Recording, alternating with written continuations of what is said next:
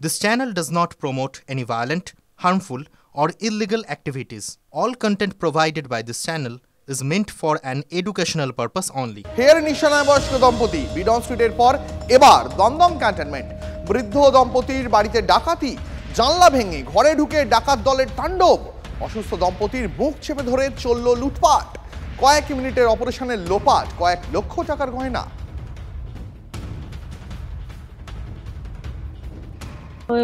ওনার বলে হাত দিয়ে মুখ বন্ধ করছে একজনে, আর আমাকেও যেই হাত দিয়ে চাপিয়ে ধরছে আর বলে কথা বলবি না, তাহলে মেরে দেবো। তারপর অস্ত্র ছিল, হ্যাঁ, হাতে এইরকম একটা লোহারি, এরপরে এইরকম একটা সাদা কি যেন ছুরি, চৌড়া একটা চেপটা, মানে আপনাদের ধরে মুখ বন্ধ করেছে। হ্যাঁ, ওই বলছে চিৎকার করলে মেরে দেবো, ওই বলছে। তা আমি বলছি থাক, মারিস না আমাকে। এই বলছি কেন মারিস, আমি কি ক্ষতি করছি তোদের, কি করে ঢুকলি, এই কথা আমি বলেছি। এরপর ওই টাক দেশে 3-4 বার, হ্যাঁ, এরপরে ওই গলায় ওইটা ধরছে, ওই কেটে দেশে বিছানা। কি কি নিয়েছে আপনার এখান থেকে? সব নেছে, সোনা টোনা, আমার বৌমার কিচ্ছু নেই। এই দেখেন, আমার এই ডানেছে, খুলে হাতের ডানেছে, গলার টানেছে, আংটি দুটা নেছে, আমার সব। একবার আলমারিতে বৌমা কিচ্ছু নাই, একটা টাকা নাই।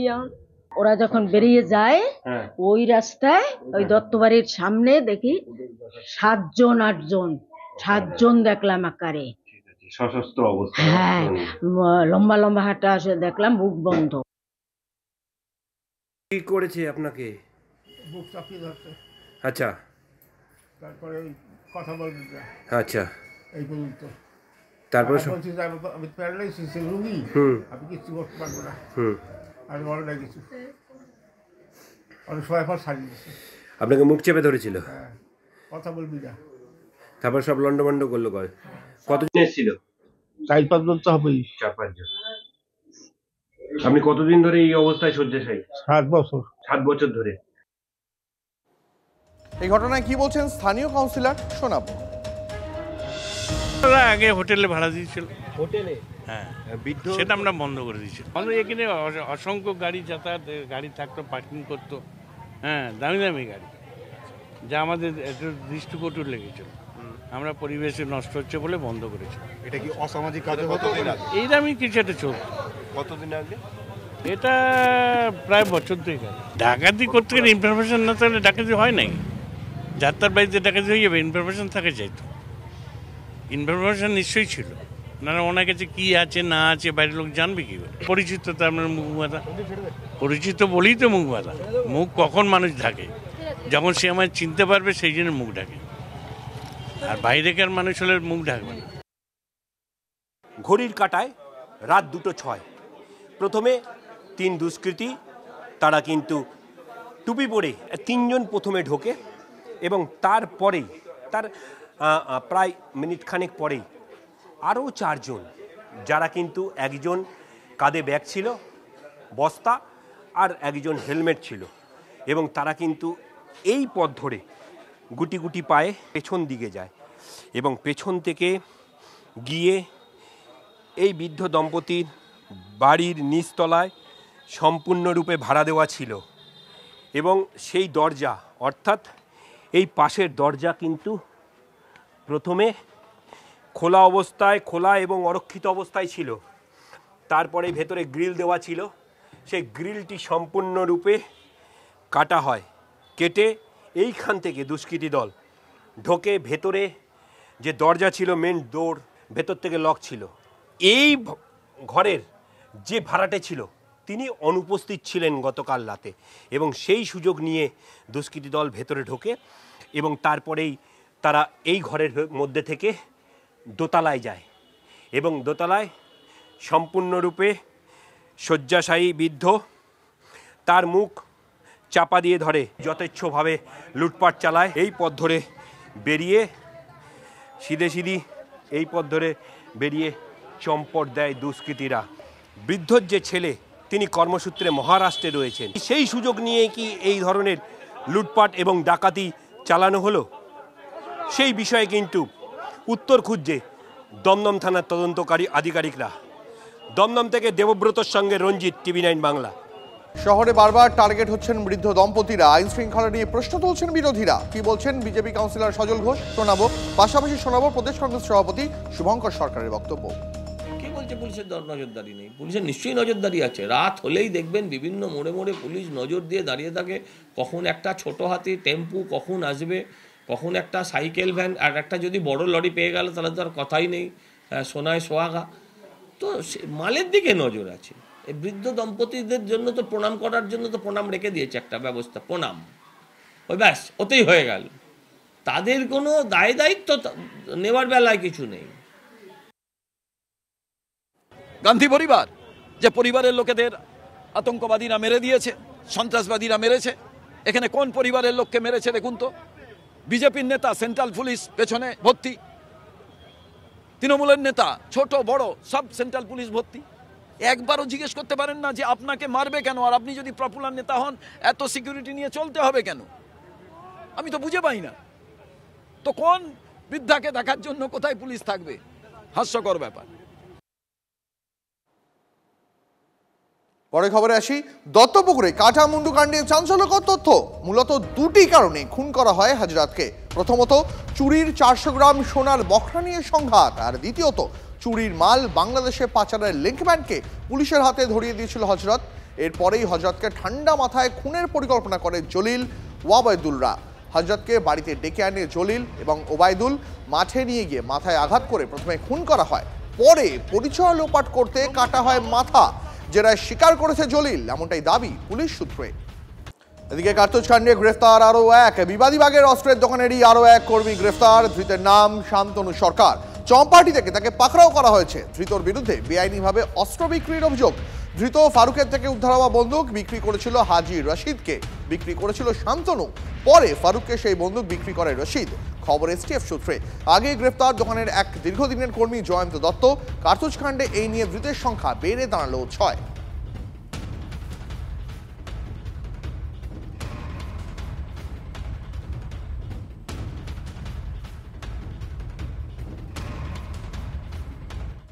কার্তুজ কাণ্ডে প্রশ্নে পুলিশের ভূমিকাও। বিবাদী বাগের অস্ত্রের দোকানের স্টকে বিস্তর গরমিল। স্টক এবং রেজিস্টার দেখার দায়িত্ব কলকাতা পুলিশের আর্মস অ্যাক্ট সেকশনের।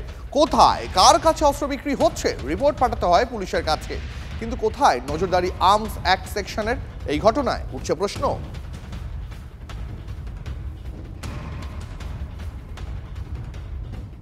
আর দিকে কার্তুজ কাণ্ডে চম্পাহাটি থেকে গ্রেপ্তার শান্তনু। সেই শান্তনুর বাড়িতেই পৌঁছে গেল TV9 বাংলা। 2004 থেকেই ওই দোকানে কাজ করত ছেলে, জানিয়েছেন শান্তনুর মা। কি কারণে গ্রেফতার করা হয়েছে ছেলেকে জানেই না পরিবার। আমরা দাঁড়িয়ে রয়েছি, এটা শান্তনু সরকারের বাড়ি। আর এই বাড়ি থেকেই রাত 11টার সময় তাকে পুলিশ গ্রেফতার করে নিয়ে গিয়েছে। শান্তনু সরকার 2004 সাল থেকে কলকাতায় বন্দুকের দোকানে কর্মরত ছিলেন, এমনটাই জানাচ্ছেন তার পরিবারের লোকজন। যদিও এই মুহূর্তে বাড়িতে কিন্তু তার পরিজনেরা রয়েছেন, তারা যেটা জানাচ্ছেন যে কী কারণে তাকে গ্রেফতার করা হয়েছে সে বিষয়ে তারা জানেন না। কিন্তু প্রশ্ন উঠেছে যে গুলিকাণ্ডে তাকে গ্রেফতার করা হয়েছে, কতদিন ধরে এই চক্রের সঙ্গে জড়িত রয়েছে তা জানার জন্যই কিন্তু তদন্তকারীরা তাকে গ্রেফতার করেছে। বারুইপুর থেকে অভিজ্ঞান নস্কর, TV9 বাংলা। কি কারণে নিয়ে গেছে কিছু বলেছে? না, সেটা কিছু বলেনি। কিছু বলেনি? পুলিশ এসে কি বললো রাতে? আমি বললাম আমি তো ছিলাম না, আমি তো মেয়ের বাড়ি, ছেলের বোনের বাড়ি ছিলাম। আপনি এসে কি শুনলেন? আমাকে সকালবেলা ফোন করে ডাকলো, আমি আসলাম, বলে মেয়ে তুমি এসো, মেয়ে দুটোর কাছে থাকো। আমি সঙ্গে সঙ্গে ভোরবেলা চলে আসলাম। তারপর আমি তো কিছু জানি না। তো কয় ছেলে মেয়ে শান্তনু? আমার একটাই মেয়ে।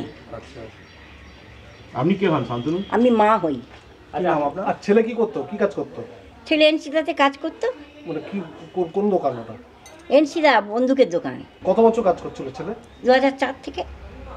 এর আগে কি কখনো পুলিশ ধরেছিল? না না না না, কোনো দিন এরম কেস হয়নি।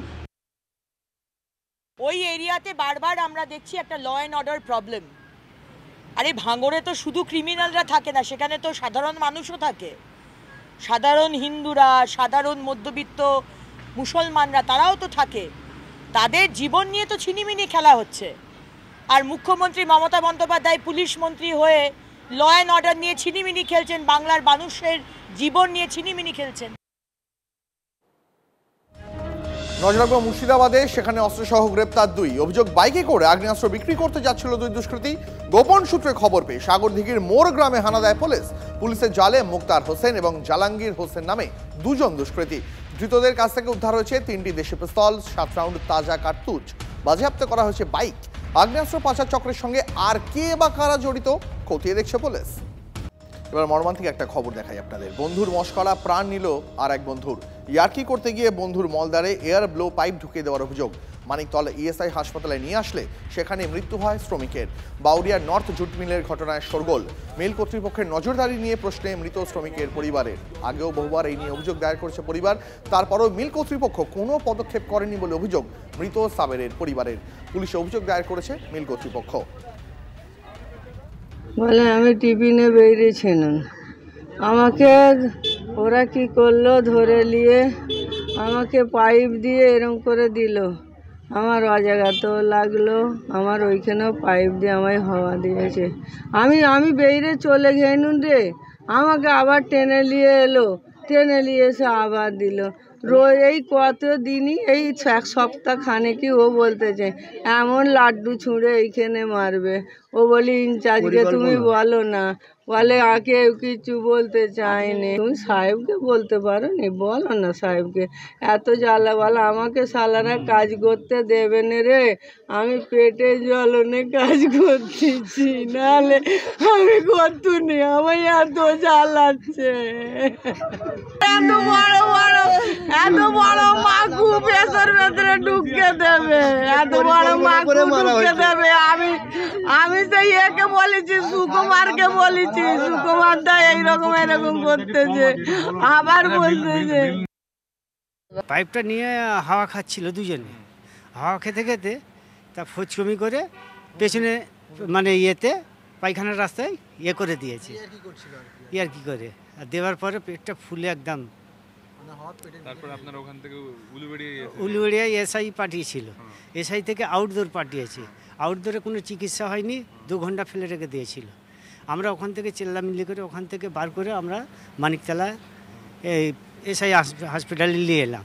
নিয়ে আসতে তারপরে এখানে তো অনেক চেষ্টা করলো, প্রায় 2 ঘন্টা ধরে চেষ্টার পরও কোনো কাজ হলো না। পরে খবরে আসি, দুর্ঘটনা নয়, মঙ্গলকোটে তৃণমূল কর্মীকে খুন করা হয়েছে। ফাঁসিয়েছে সোহেল এবং রিপন নামে 2 তৃণমূল কর্মী। এমনই বিস্ফোরক দাবি ঘাতক গাড়ির চালকের। সোহেলদের বাড়িতে ট্রাক্টর চালাতেন বলে দাবি ধৃত গাড়ি চালকের। নিহত লালু শেখের পরিবারের দায়ের করা অভিযোগেও নাম রয়েছে সোহেলের, যদিও সোহেল এবং রিপন এখনো অধরা। কি হয়েছে রে? Murder case? তো দেখলি মারধর করেছে। হ্যাঁ মারধর করেছে। কারা মারধর করেছে? সোহেল। সোহেল আর কে? সোহেল আর রিপন। হ্যাঁ হ্যাঁ সোহেল আর রিপন। ও তাহলে অ্যাক্সিডেন্ট নয়? অ্যাক্সিডেন্ট নয় স্যার, আমাকে ফাঁসানো হয়েছে স্যার। আচ্ছা আচ্ছা চলো। মার্ডার, ওরা আমাকে ফাঁসিয়েছে। সংবাদ মাধ্যমের সামনে দেওয়া ধৃত গাড়ি চালকের মাত্র এই কটি কথার বয়ানেই উস্কে গেল মঙ্গলকোটে তৃণমূল কর্মীর মৃত্যু রহস্য। যথেষ্ট চাপে এই মুহূর্তে অভিযুক্তরা। দ্বন্দ্বে মঙ্গলকোট থানার পুলিশ। ধৃতকে গ্রেপ্তার করার পাশাপাশি ঘাতক গাড়িটিকেও উদ্ধার করা হয়েছে। মঙ্গলকোটের চানক গ্রাম থেকে ধৃতকে গ্রেপ্তার করা হয়। পাশাপাশি মঙ্গলকোটের চানক গ্রামের একটি দোকানের পেছন থেকে এই ঘাতক গাড়িটিকেও পুলিশ উদ্ধার করে মঙ্গলকোট থানার একটি নিরাপদ স্থানে রেখে দিয়েছে। সেখানে ফরেন্সিক টিম আসবে গাড়িটিকে পরীক্ষা করার জন্য। এই ঘটনায় অভিযুক্ত 2 জনকেও গ্রেপ্তার করে কাটোয়া আদালতে পাঠানো হয়েছে। একদিকে পুলিশ হাতে পেয়েছে সিসি ক্যামেরার ফুটেজ, আর সেই সঙ্গে এই ধৃত গাড়ি চালক তার বয়ান, দুটোকেই সামনে রেখে ঘটনার পূর্ণাঙ্গ তদন্তে লেগে রয়েছে মঙ্গলকোট থানার পুলিশ। কৌশিক দত্ত, TV9 বাংলা, মঙ্গলকোট।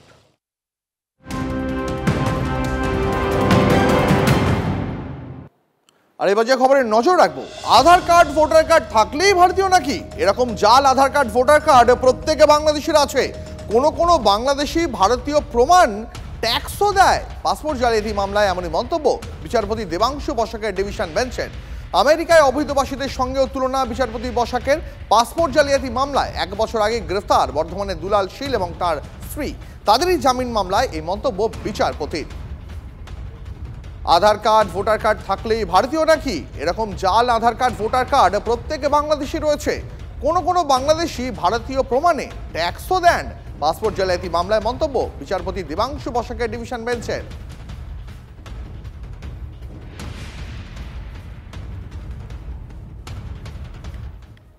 পরে খবরে নজর রাখবো, ফের পুলিশের জালে 2 বাংলাদেশি অনুপ্রবেশকারী, পাশাপাশি সাইমুদ্দিন শেখ নামে লালগোলার বাসিন্দাকেও গ্রেফতার করেছে পুলিশ। অভিযোগ, সাইমুদ্দিনের সাহায্যেই ভারতে প্রবেশ করেছিল বাংলাদেশিরা। গোপন সূত্রে খবর পেয়ে রবিবার রাতে ভগবানগোলার চর বাবুপুর এলাকায় অভিযান চালায় পুলিশ। গ্রেপ্তার করা হয় বাংলাদেশের রাজশাহী জেলার গোদাগাড়ি এলাকার বাসিন্দা ইউসুফ আলী এবং মাসুম রেজাকে। ঘটনাস্থল থেকে চম্পট দেয় আরও 2 জন।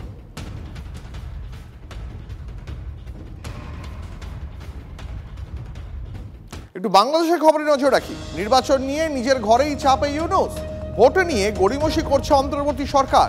বিস্ফোরক অভিযোগ বিএনপির মহাসচিব রিজভীর। ভোটের ময়দানে নামছে বৈষম্য বিরোধী ছাত্র আন্দোলন এবং নাগরিক কমিটি। সম্ভবত নতুন দলে প্রধান হচ্ছেন অন্তর্বর্তী সরকারের উপদেষ্টা নাহিদ ইসলাম। নিরপেক্ষ নির্বাচন না হলে আরও একটা গণ আন্দোলন হবে, হুঁশিয়ারি বৈষম্য বিরোধী ছাত্র আন্দোলনের নেতা সার্জিস আলমের।